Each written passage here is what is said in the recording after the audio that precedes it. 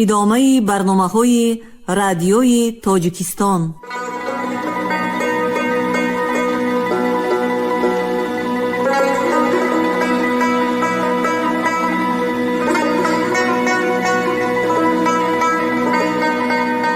السلام علیکم شنونده های گرامی، با توجه شما گفتاری ادبی از سلسله خوانش بدیعی اثر نویسنده بزرگ تاجیک صدرالدین عینی، یادداشت‌ها در قرائت عبدالرشید خوجامقلوف. قسم 4، گفتاری 110. این خانه ز خشتی کهنه انداختم، در وی جشن زرفتگان ساختم، تا اهل زمان ما بدانند که من یک عمر جوانی به چی ره باختم. مؤلف. استقامت درون کرتگی.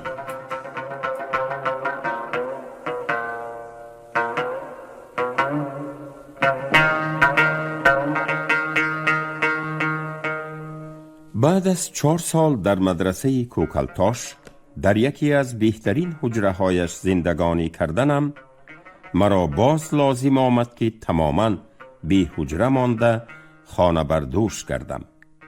عبدالخلیل مخدوم که شریک درس و صاحب حجره من بود، پدرش در مضافات های بخارا قاضی شده می گشت.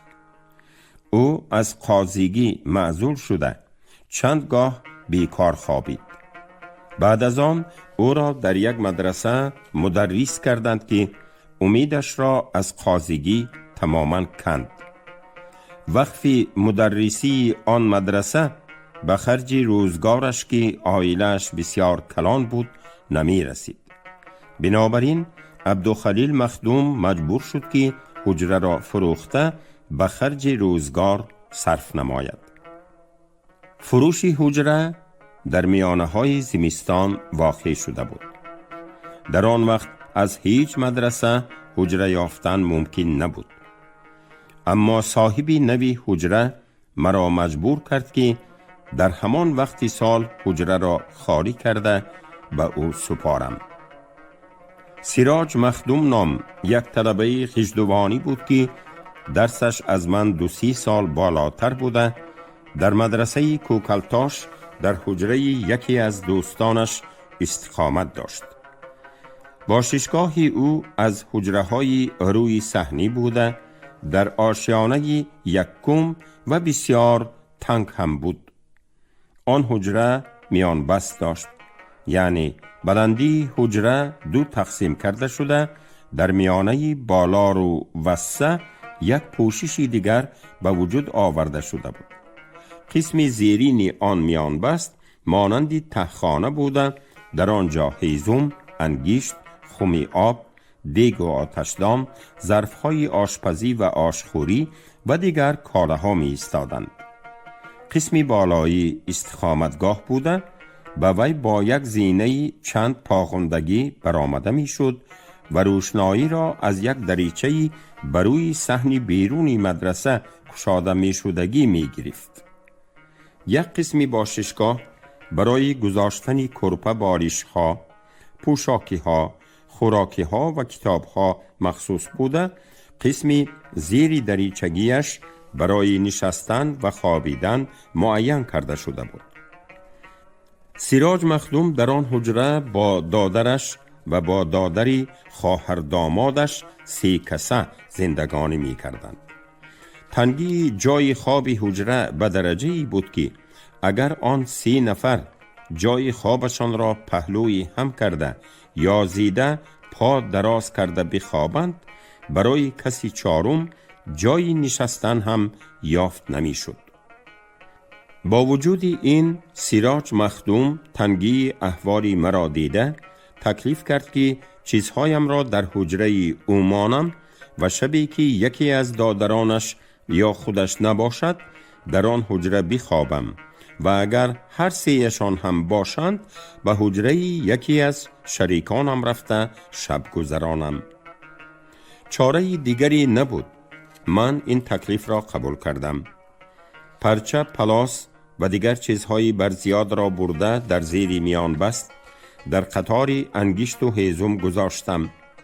کرپه، باریش، پوشاکی ها و کتاب ها را در قسم بالا در قطاری چیزهای صاحبان حجره نهادم و خود در کوچه ها گشتن گرفتم.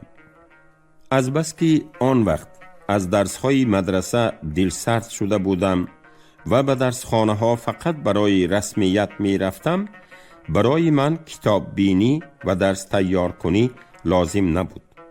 وقتی درس که نزدیک رسید به حجره سیراج مخدوم رفته کتاب در کاریم را می گرفتم و بعد از درس برده باز به جایش می گذاشتم و باز به کوچه می برآمدم. همه شناس هایم تماما بی حجره ماندنی مرا شنیده بودند. بنابراین هر کدام آنها که در کوچه به من راست آیند بعد از حال پرسی حجره یافتید گفته می پرسیدم. نه. حالا استقامتتان در کجاست؟ در درونی کرته هم می گفتم. از این جاست که آن وقتها در بین دوستان و شناسهایم تعبیری استقامتگاهی درونی کرتگی شهرت یافته بود. من آن وقتها شبها را گاها در مدرسه غازیان در حجره عبدالخلیل مخدوم که بنابر بند شدن مهمانخانه‌اش از جانب پدرش همیشه با دادرانش در حجره می ایستاد، گاها در مدرسه ملا محمد شریف در حجره میرزا عبدالواحد، گاها در مدرسه ترسون جان در حجره حامد خواجه مهری یا میر عبدالقادر بیتل می گذرانیدم. اگر بزم یافت شود به بزم رفته، در وقتی بازگشتن در باششگاهی یکی از بزمگردانی قدردانی هم پیشم در بزمگردی می ماندم.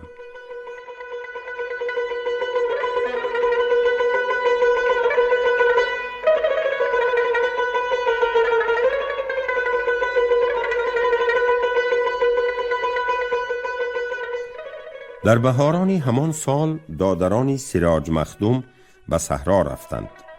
حجره تنها به من و صاحب اساسیش سیراج مخدوم ماند.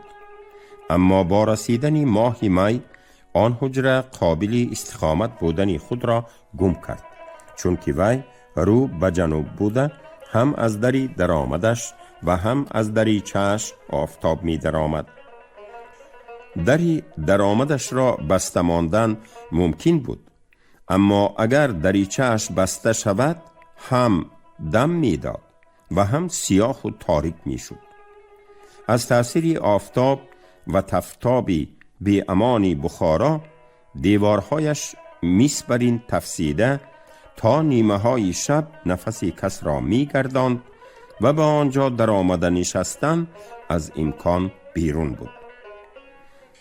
بنابراین من بیشترین شبها بزم یافته می رفتم یا تا نیمه های شب در صحن نشسته بعد از قدر سیرون شدن هوای حجره به آنجا در آمده می خوابیدم.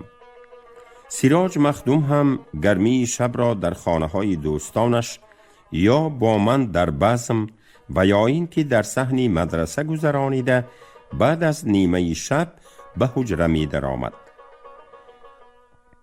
در یکی از همان شبها که من در صحن مدرسه نشسته بودم، سیراج مخدوم بزم یافته آمده تکلیف کرد که همراه برویم.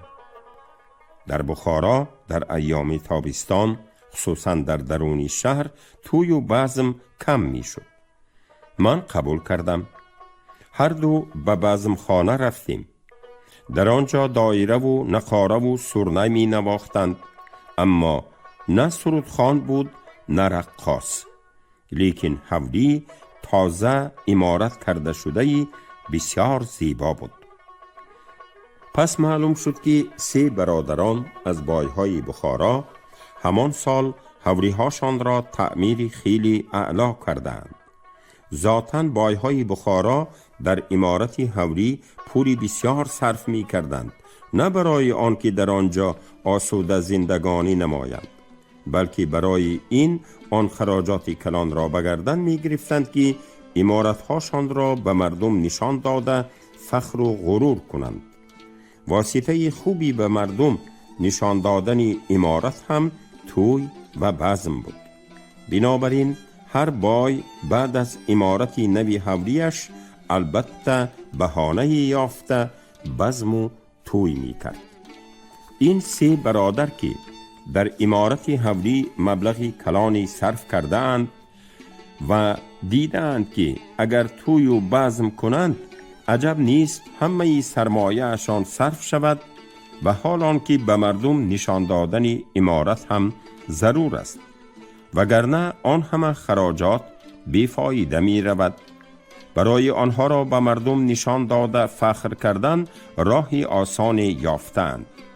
هوری را با اسباب و پلاس زینت داده، دو سه یار و دوستانشان را دعوت نموده، یک دایره دست، یک نقارچی و یک سرنیچی را هم آوردند که در همه اینها از 10 تنگه زیاد خرج نمی شود و با همین سازها صدای بزم را بلند کردند.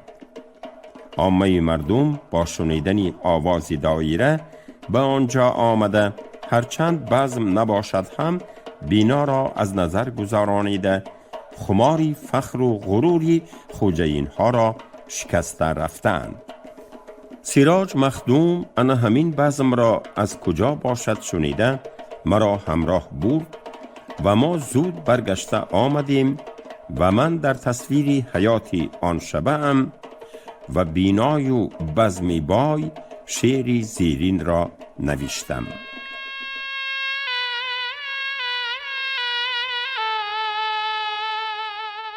شبی دوشینکی در گوشه صحنم جا بود، سر پر از غلغله و سینه پر از غوغا بود.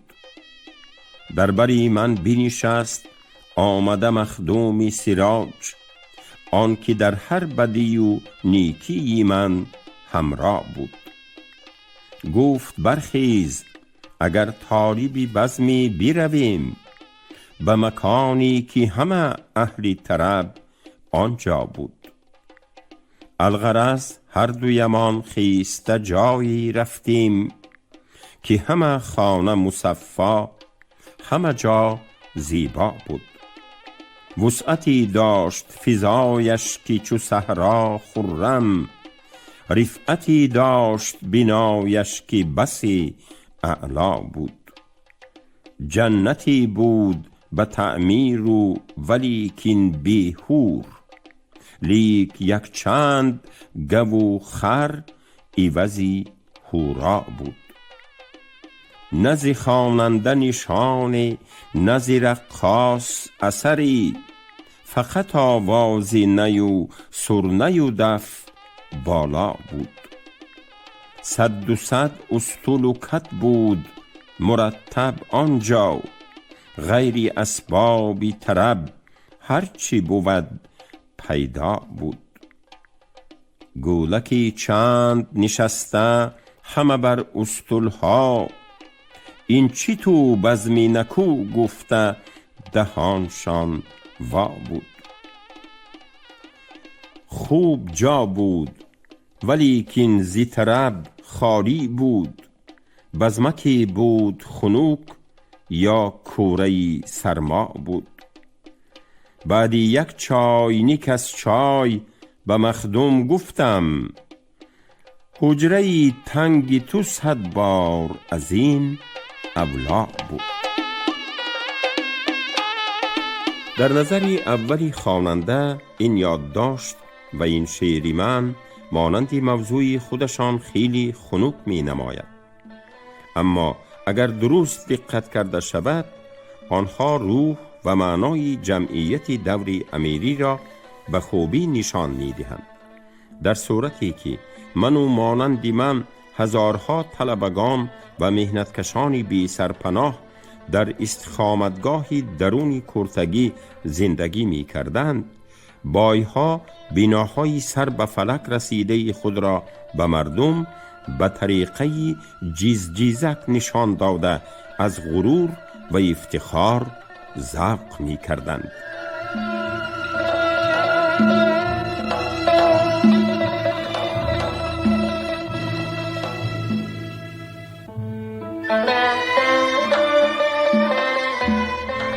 در ایام تابستان بسیار تکوده و جستجو کردم، اما حجره مناسبی برای استقامت خود نیافتم. درست است که از کنارتری شهر و از مدرسه های خرابتر حجره یافتن ممکن بود، لیکن من در آن گونه جاها زندگانی کردن را نمی خواستم، زیرا من چندین سال باز در مرکز شهر بودم و در این جاها عادت کرده بودم. اکنون به کنار شهر رفتن به نظرم به یک جای بیگانه افتادگی برین می نمود. دیگر این که در آن وقت کار اساسی علمی و ادبی من مطالعه بود. خود که کتاب‌های کارایی نداشتم، دستنویس‌های قیمت‌بها را از دوستان خود به عاریت برای استفاده موقتی می گرفتم. در کنارتری شهر و در مدرسه های خرابتر آنگونه کتاب ها را دزداندنم ممکن بود. از واقعه دزدی مدرسه بدلبیک قسم سیوم یادداشت ها عبرت گرفته در این راه هوشیارانه و احتیاطکارانه قدم ماندن را لازم می دانستم. انا در همان سال، در سال 1901 ربایی زیرین را در حسب حالی بی‌حجرگی خود نوشته بودم. آن ربایی این است: در مدرسه حجره قلی نیست مرا، در میکده وجه نقل و می نیست مرا، تا کی گویم که این و وی نیست مرا، بالجمله به دهر هیچ شی نیست مرا.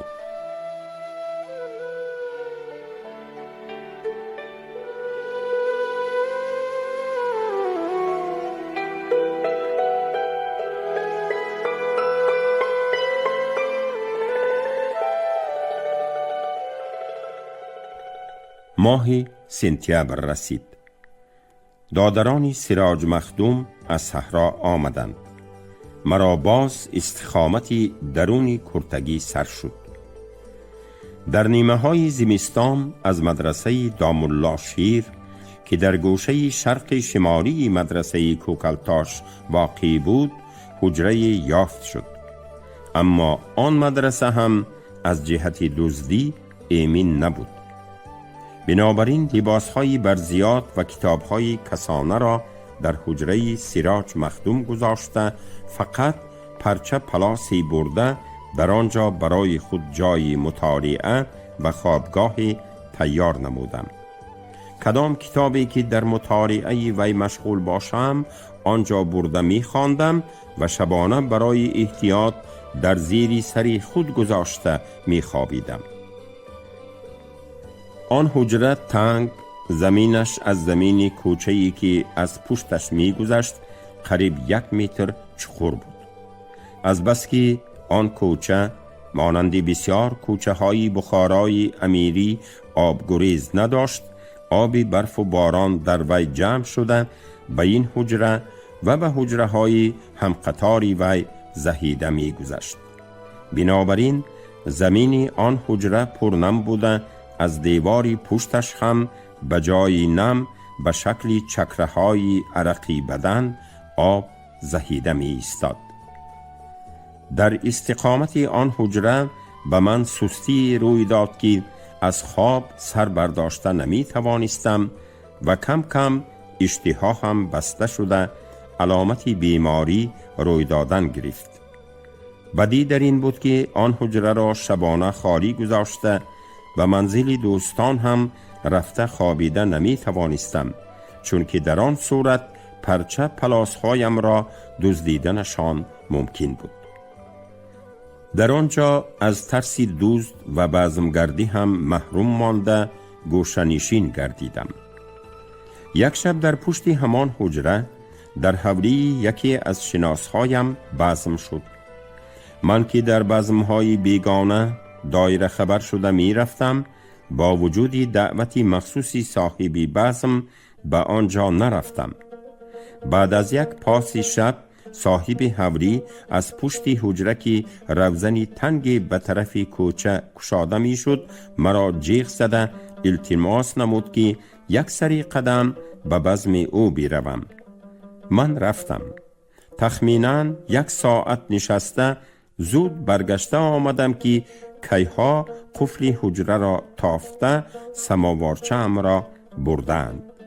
شاید فرصت نیافته باشند یا از بزم زود برگشتنی مرا خبردار شدند که به پرچه پلاس دست نرساندند. بعد از این حادثه من به صورت قطعی در فکر تبدیل مکان افتادم.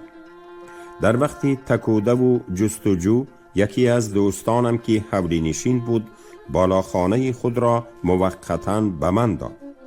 این بالاخانه در داخل حولی نبوده در پشتش بود.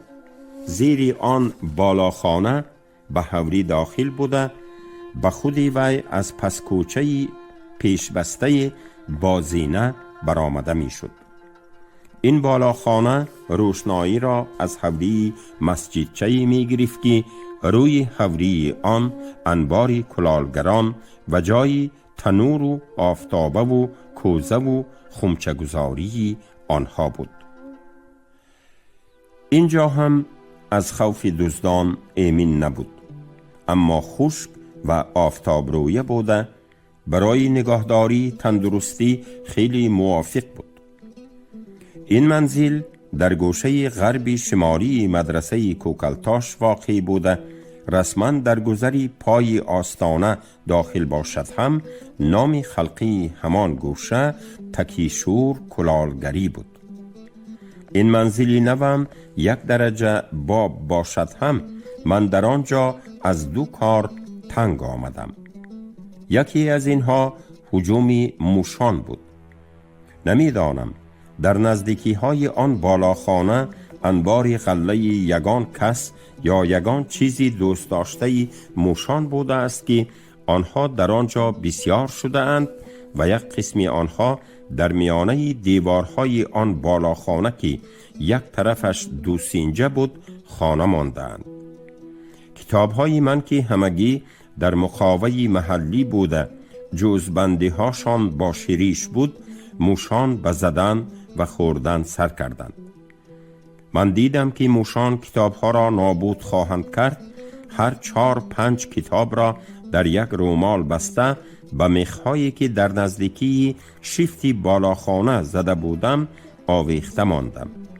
این چونین نانهای قاقی که از صحرا از خانه اکم می آمد از دست آنها ایمن نمی ماند. این جانورانی بیروی که وحشیان خانگی نامیده شدنشان سزاوار است در روی خانه در پیش نظرم دویده گشته کتاب و نان قاق می جستند.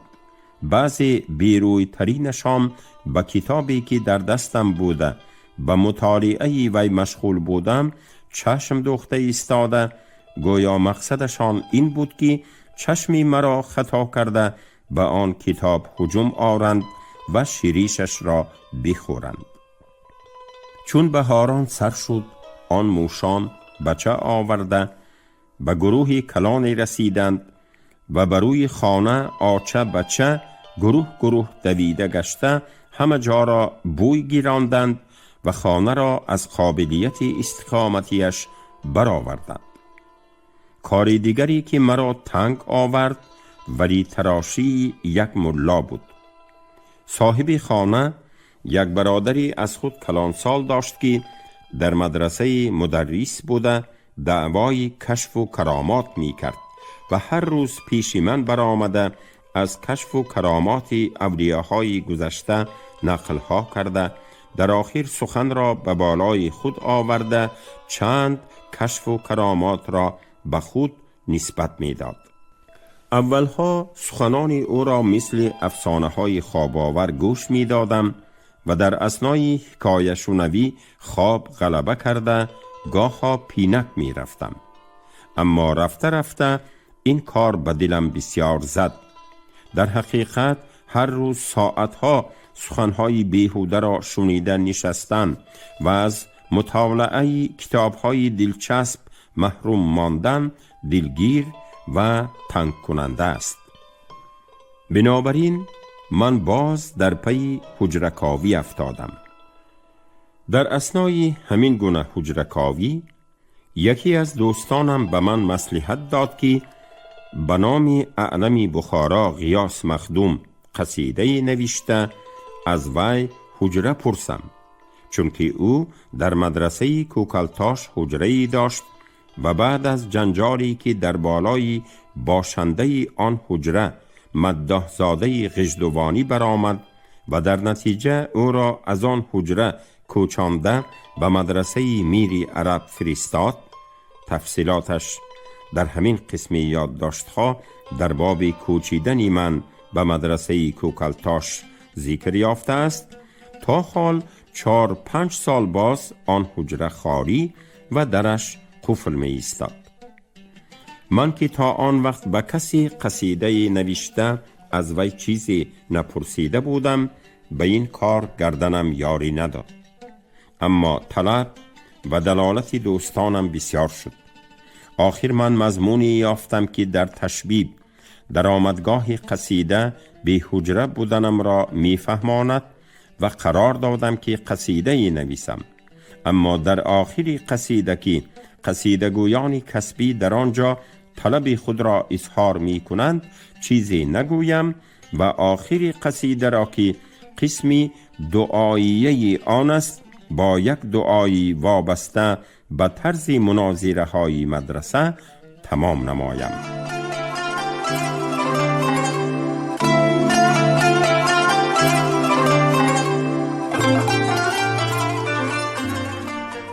من در دل خود گفتم خودم که شاگرد اعلم می باشم، عجب نیست که به مناسبت این قصیده استقامت آن حجره بیکار و خالی ایستاده را به من دهد. اگر ندهد هم ضرر ندارد، زیرا من از او حجره طلب نکردم که به سبب آن یا به سبب رد شدن آن به من خاری عاید شود.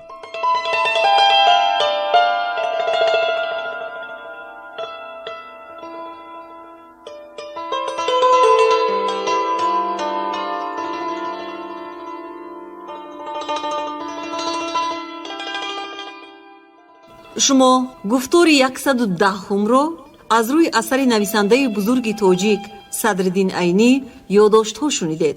راوی عبدالرشید خوجمخلوف، کارگردان شیرعلی نغزلی. پایان گفتار ادبی از سلسله خوانش بدیعی.